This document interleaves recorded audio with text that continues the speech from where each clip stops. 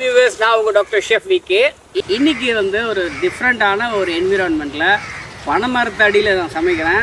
பனைமரத்தடியில் என்ன சமைக்கிறதுனா எல்லாம் சமைப்பாங்க. பனைமரத்தடியில் என்ன வேணாலும் சமைக்கலாம். ஆனால் நான் வந்து ஹாக்கா சைனீஸ் டிஷ்ஷு, நம்ம வியூவர்ஸ்லாம் கேட்டுருக்கேன். சைனீஸ் டிஷ் வந்து எனக்கு வந்து நூடுல்ஸ்னால் ஸ்டிக்கே எடுத்து ஒட்ட மாட்டேங்குது, பண்ண வர மாட்டேங்குது.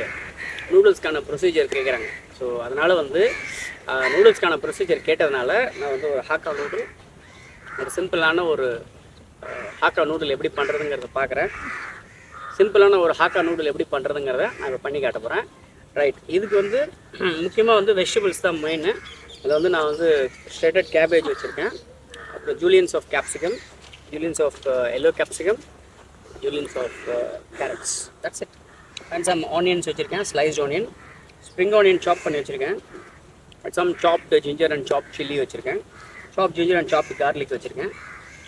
ஸோ இப்போ வந்து பார்த்திங்கன்னா நம்ம ஆயில் ஆட் பண்ண போகிறோம். ஃபஸ்ட்டு கடாயில் நான் நார்மல் கடாய் வச்சுருக்கேன். நீங்கள் வந்து சைனீஸ் வாக் அப்படின்னு சொல்லுவாங்க, WOK, சைனீஸ் கடாய் கூட வச்சுக்கலாம். அவர் அவுட்டோர் ஷூட்டில் இருக்கிறதுனால ஸோ இந்த மாதிரி கடாய் தான் நம்மளுக்கு அவைலபிள். ஸோ எஸ், சைனீஸ் ஃபுட்டில் ரொம்ப ஆயில் ரொம்ப இருக்கக்கூடாது, முக்கியமான ஒரு விஷயம். ரொம்ப ஆயிலியாக இருக்கக்கூடாது. இந்தியன் ஃபுட்ஸில் வந்து ஆயில் இருக்கலாம், சைனீஸ் ஃபுட்ஸில் வந்து ரொம்ப ஆயில் இருக்காது. நான் கொஞ்சமாக ஆயில் ஆட் பண்ணியிருக்கேன். இந்த ஆயில் எதுக்கு ஆட் பண்ணியிருக்கேன்னா, அந்த வெஜிடபிள் வந்து கொஞ்சம் சாஃப்ட் ஆகணும், சாத்தே ஆகணும், அவ்வளோதான். மற்றபடி நூடுல்ஸ் இங்கே வந்து பார்த்திங்கன்னா நான் பாயில் பண்ணி வச்சுருக்கேன். பார்த்திங்கன்னா உதிரி உதிரியாக இருக்குது.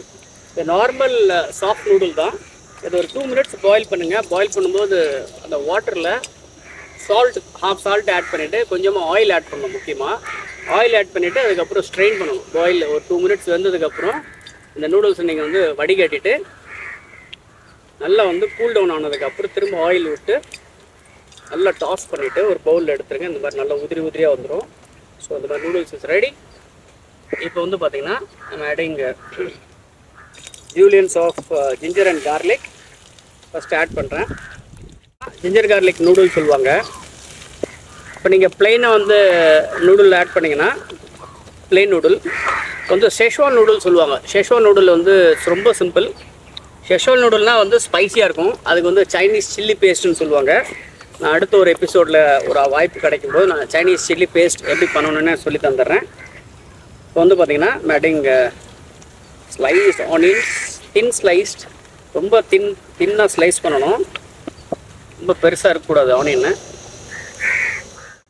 ஆனியன்ஸ் கொஞ்சம் சாஃப்ட் ஆகிடுச்சு. என்ன ஸ்டேஜில் வந்து பார்த்திங்கன்னா மேட்டிங் கேபேஜ் ஆட் பண்ணுறேன். ஷ்ரெட்டட் கேபேஜ், கேப்சிகம் ஆட் பண்ணுறேன், கொஞ்சம் ஜூலியன்ஸ் ஆஃப் கேரட் ஆட் பண்ணுறேன், அவ்வளோதான்.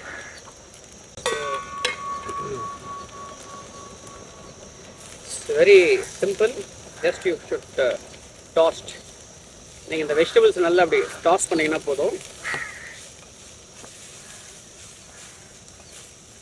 டாஸ் பண்ணிங்கன்னா நல்லா சாஃப்டாயிரும், கம்மியாயிரும், அதோட போர்ஷன் கம்மியாயிரும்.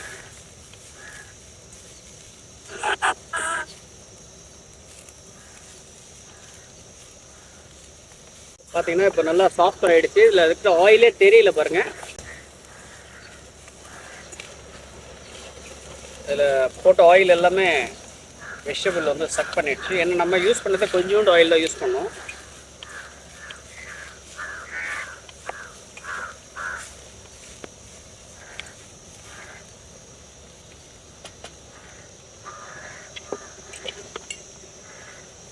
இந்த ஸ்டேஜில் வந்து பார்த்திங்கன்னா மேட்டிங் தி நூடுல்ஸ் பாருங்கள், நல்லா உதிரி உதிரியாக இருக்கிற நூடுல்ஸ் மட்டும்தான் நான் ஆட் பண்ணுறேன். நூடுல்ஸ் வந்து ஸ்டிக்கியாகவே இல்லை.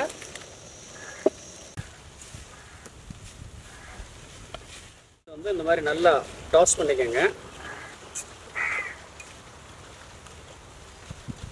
இந்த சைனீஸ் கடாய் இருந்ததுன்னா கொஞ்சம் நல்லா நீங்கள் அந்த வாக்கில் அப்படி டாஸ் பண்ணிங்கனாலே சூப்பராக ரெடி ஆகிடும்.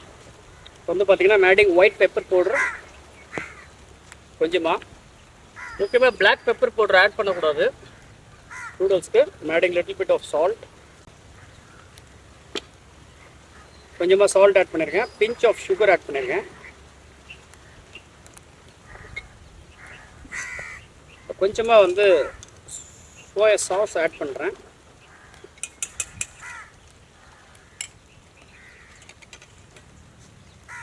இப்போ வந்து இதை வந்து நல்லா நம்ம டாஸ் பண்ணிக்க போகிறோம் திரும்பி.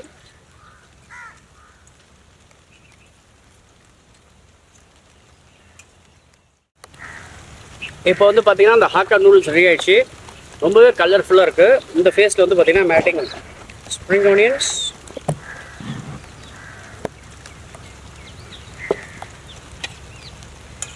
ஆனியன்ஸ், நீங்கள் ஆட் பண்ணிவிட்டு லைட்டாக டாஸ் பண்ணிங்கன்னா போதும்.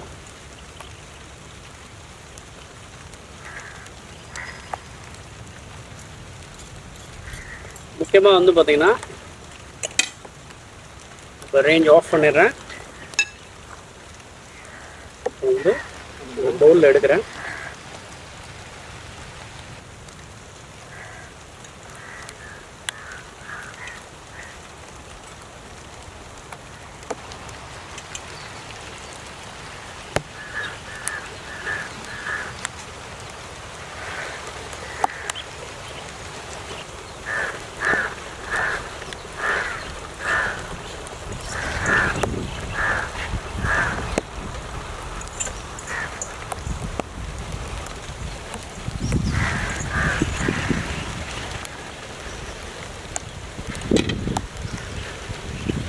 ஸோ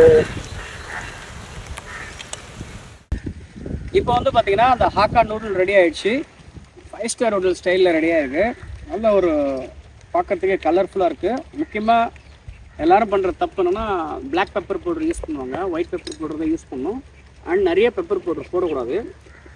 இந்த நூடுல் எப்படி இருக்குன்னு சாப்பிட்டு பார்த்துடலாம்.